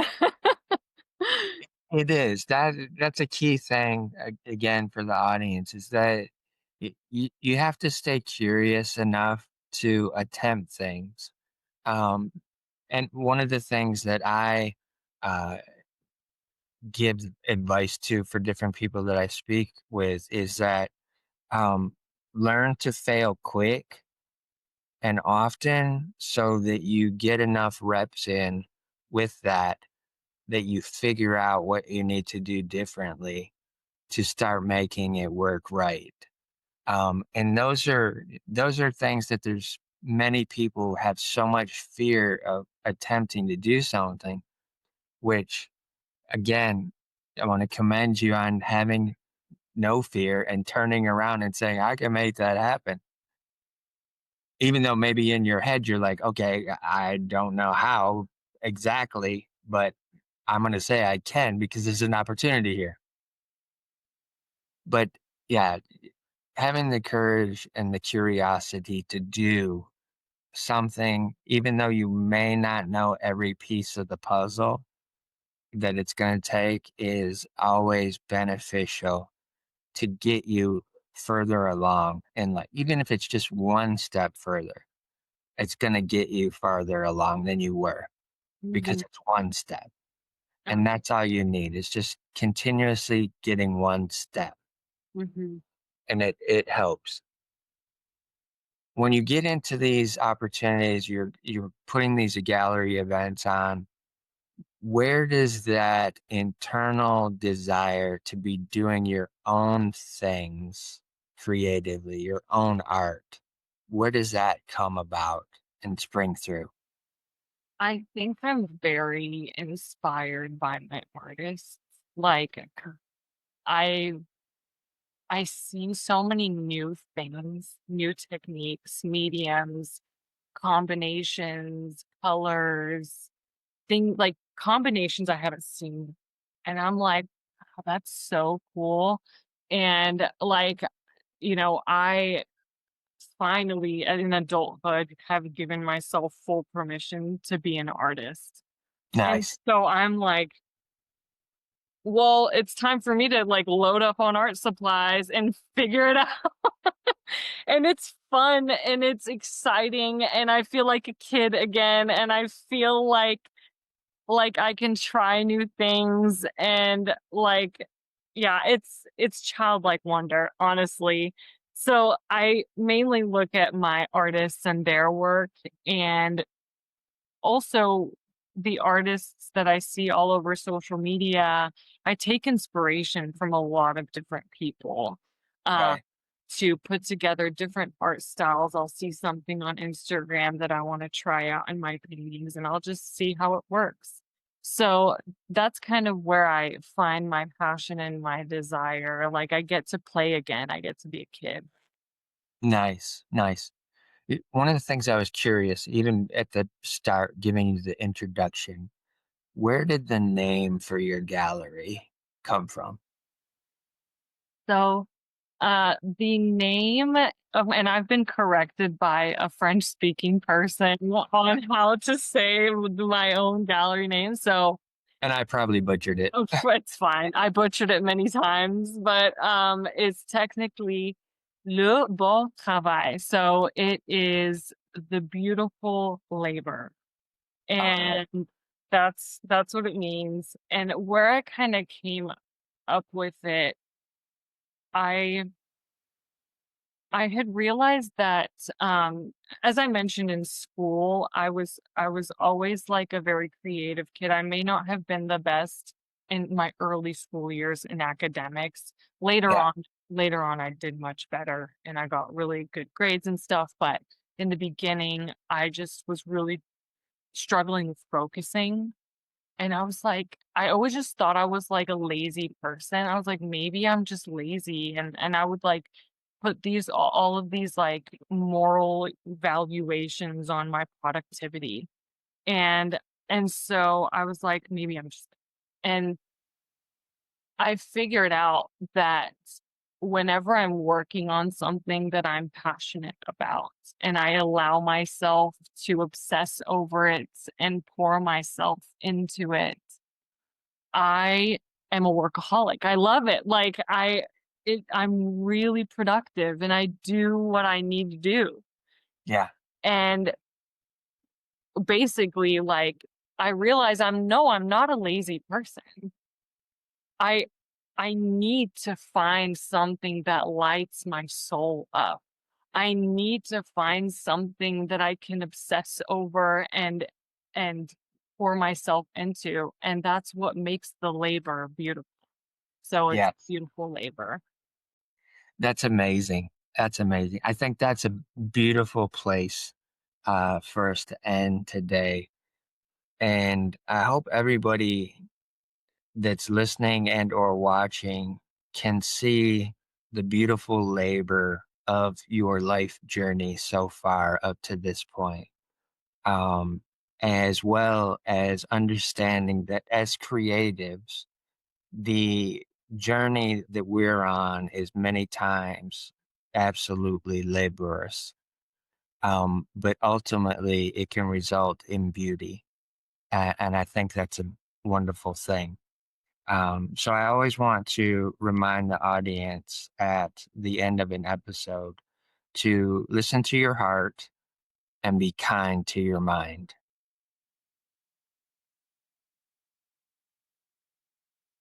That was perfect.